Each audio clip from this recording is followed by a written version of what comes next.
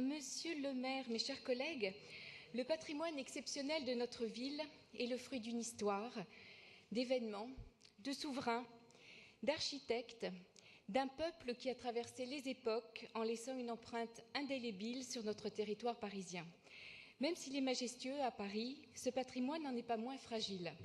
Et si les Parisiens et les touristes s'émerveillent toujours devant les joyaux de notre capitale, c'est qu'il a été soigneusement entretenu et préservé.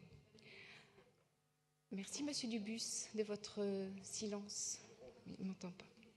En inscrivant les rives de la Seine à Paris au rang du patrimoine mondial en 1991, l'UNESCO a souligné le caractère exceptionnel et la valeur universelle de ce site. Et il est vrai que ce site est une richesse exceptionnelle à Paris.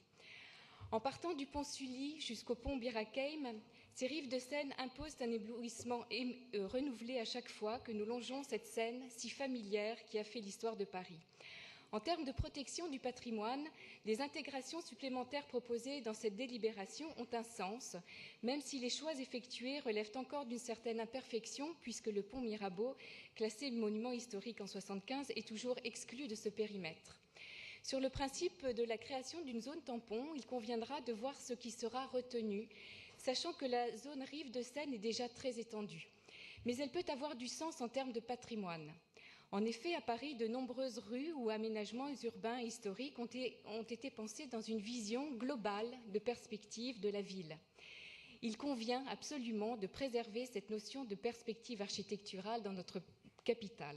Et c'est pourquoi notre groupe s'était opposé au maintien de la Grande Roue, place de la Concorde, pour des raisons de perspective historique, l'axe obélisque,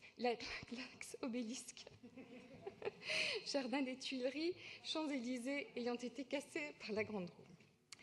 Mais les considérations patrimoniales de la mise en place de cette zone tampon ne doivent pas occulter une actualité judiciaire récente concernant les berges de Seine. Car curieusement, ces berges de la Seine et leurs perspectives sont devenues un enjeu politique pour la mairie de Paris. En effet, le motif de la pollution ayant été rejeté par le tribunal administratif pour la piétonisation des quais, vous vous êtes emparé du classement des berges au patrimoine mondial de l'UNESCO pour motiver cette décision de fermeture de celle-ci à la circulation. Le tribunal a accepté cette motivation. Cette décision du tribunal administratif crée maintenant une jurisprudence et désormais, il sera possible à la mairie de Paris, par simple arrêté municipal, de décider la fermeture aux voitures de tout axe permettant de protéger ce site des rives de Seine. Ainsi, toute extension supplémentaire de ce périmètre deviendra autant d'axes routiers susceptibles d'être fermés à la circulation par un tel arrêté. Et je regrette que l'enjeu de la défense du patrimoine devienne alors une justification politique de fermeture des axes de circulation, certains structurants dans l'identification d'une nouvelle zone tampon dans la capitale. La piétonisation des espaces à fort caractère patrimonial est une vraie question qu'il convient d'étudier avec intelligence et dans le dialogue. L'idée de la piétonisation n'est pas à rejeter en bloc, mais doit faire l'objet d'une réflexion globale sur les zones piétonnes à Paris.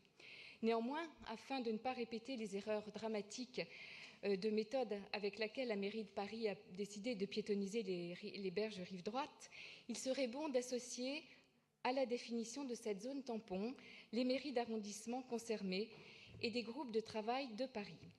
Que soit écouté également l'avis de la métropole du Grand Paris et des maires des communes adjacentes.